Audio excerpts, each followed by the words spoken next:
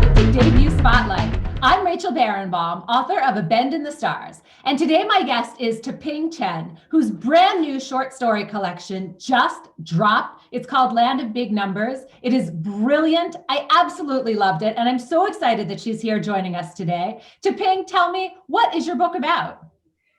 Land of Big Numbers is a book about men and women in love. It's about robots who chop noodles and about funeral strippers and striving and hope and longing and ambition. And most of the stories are set in China and some in the US as well. Can you tell us what is your connection to China? Yes, so I was born and raised in the US, but I have lived in China for many years, both as a student and most recently as a reporter for the Wall Street Journal, where I was based in Beijing. So one of the big themes that I saw across all of these stories was this push for a better future, but often at the expense of sort of dulling the past, right? Not quite forgetting, but not quite bringing it to the front, right, with all the emotions. Can you talk about that theme? Yeah, so it was something that I wanted to evoke in different ways. Most probably, obviously, in the story New Fruit, in which a fruit with almost supernatural powers comes to a neighborhood in Beijing and transforms people's lives by making them start to remember all the things that they've wanted to forget. And that ranges from the personal, their own sort of personal tragedies that they'd shelved, to more national sorts of amnesia about things like the Cultural Revolution. The story was inspired by the neighborhood where I lived in Beijing, and it was a neighborhood that I loved, this traditional old hutong, where all the street vendors would come and sell these amazingly, meltingly delicious nectarines, which were so delicious that they inspired in many ways the stories. It was not much of a leap to impart them with more magical properties. And it in many ways was a tribute to this neighborhood where I live, but also the story is a broader metaphor, of course, for China, a nation, and some of its recent history, where so many events have been subject to so much mass forgetting. Yeah, so I would love to, talk about this sort of the political angle to these stories because, in forgetting the past, right, you show characters that are able to be apolitical or some that are very political, but politics is constantly hovering in the background. So do you think of this as a political collection? That's a good question. It's a hard one. Of course, the book does have political elements. The first story opens with a pair of twins, right? One who's the brother who wants to become a professional video gamer, and his sister who ends up becoming an online political dissident. So politics is absolutely woven with it through the collection. But in many ways, for me, what I found more fascinating in my time in China and what comes through in this collection too is just the many ways that people are making a living in the cracks of the system and finding their own ways to be creative and build their own futures and identities in ways that again are of course of the system, but also finding ways around it. So I'm so glad you brought up that very first story. Lulu was originally published in the New Yorker, and for me, it was one of the most resonant. I know it stuck with me the longest, and particular because you have these twins, boy girl, and they both have these online presences, right? And one is a gamer, and so his online presence is through gaming, and the other is political. She's trying to fight the system and change the system. But what a juxtaposition, right, in the two. Could you talk about that and how you came up with that idea and what you wanted it to say? Yeah. Well, I think in so many ways, the internet is, I mean, you can interact with it in so many ways. And in China, it of course is a vehicle for a limited degree of political expression, one that is subject very much to censorship, as the sister finds in the story. But of course, it also is a huge source of community and identity and entertainment. And that's another theme that comes through the book, is just the juxtaposition of these two worlds, right? In which you can live in a society like China, where as a consumer you have so many options and it's possible to very much spend your life chasing certain ambitions and to be preoccupied with certain material goods and to never really have to interact with some of the darker sides of life there. And what we see in those two twins is one, of course, using the internet very much to channel his own personal ambitions, and the other one hoping to use it as a political vehicle. And there was just something about that duality that has always fascinated me about the internet, its ability in some ways, for how it enables us to lose ourselves, and in other ways, the promise of it too, though it doesn't always go fulfilled. I just loved it. So another one of the big themes in all of these stories was, I thought, the question, the meta question of what do we question, right? And in one of these stories, I don't want to give too much away, but in one of these stories, there's a subway experience in which the riders are stuck in the tunnels down, in the subway for a long time because, they can only exit through other tunnels and those other exits are closed. But there's an absurdity to that, right? And almost Kafka-esque, like, do you just go back through the other tunnel? Like, what do you question? Can you talk about that? Yeah. So the characters in the book, of course, are grappling with all kinds of questions. I mean, some of the ones about what do you question, they could be relationships, people that you love. I'm thinking of one story where we meet a character who's traveling through the Grand Canyon with her longtime lover and finds a lipstick in his car and is trying to talk herself out of what, it's not her lipstick, and she's trying to talk herself out of what she knows it means. And so there are personal ways that this is evoked in the book, but also, as you mentioned, with the story Gubeko Spirit, in which we see these subway commuters get trapped underground actually for months for this absurd bureaucratic reason, and the government denying them permission to leave.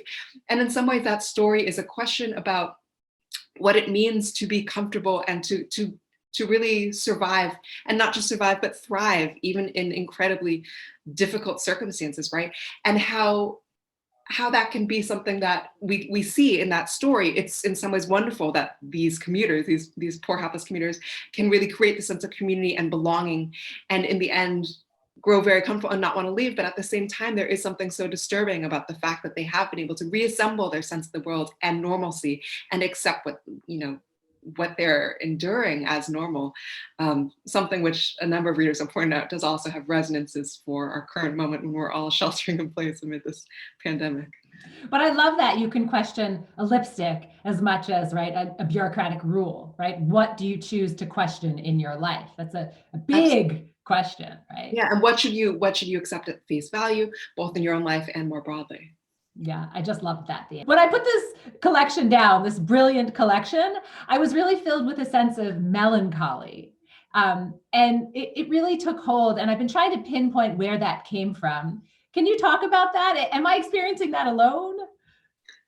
I think that is it's an experience that I had often, I think, living in China and having conversations with people who were in situations, some of which are evoked in the book. There is a tremendous sense of powerlessness that one can encounter living in China.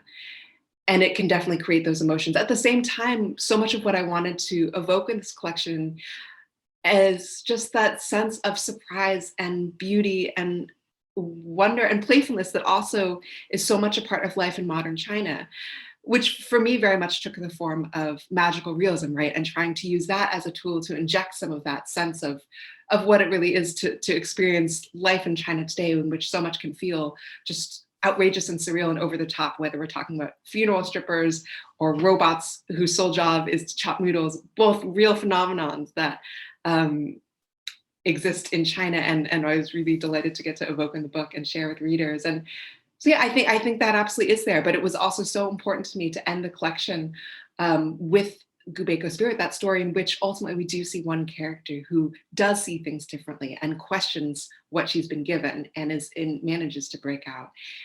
Because I do see this book in so many ways as a celebration of a place that I think is so often seen as a monolith, where we think about the government and we don't think about the people. And I think you really do need to have that deeper view of the people to understand the country. And so much of what I wanted to celebrate is just, the tremendous spirit and ingenuity and creativity and pragmatism married to like this extraordinary ambition that you do encounter so often. And I hope that's also what readers get to encounter in these characters. They certainly do. And you're certainly starting the conversation, and getting us thinking about it and talking about it. So I just love it. Um, and what do you want to leave readers with when they finish the book? I think it really is that sense of just, the title Land of Big Numbers is really intended to sort of poke fun at how, from a distance, people often think of China as this gargantuan monolith place of abstractions and GDP and statistics.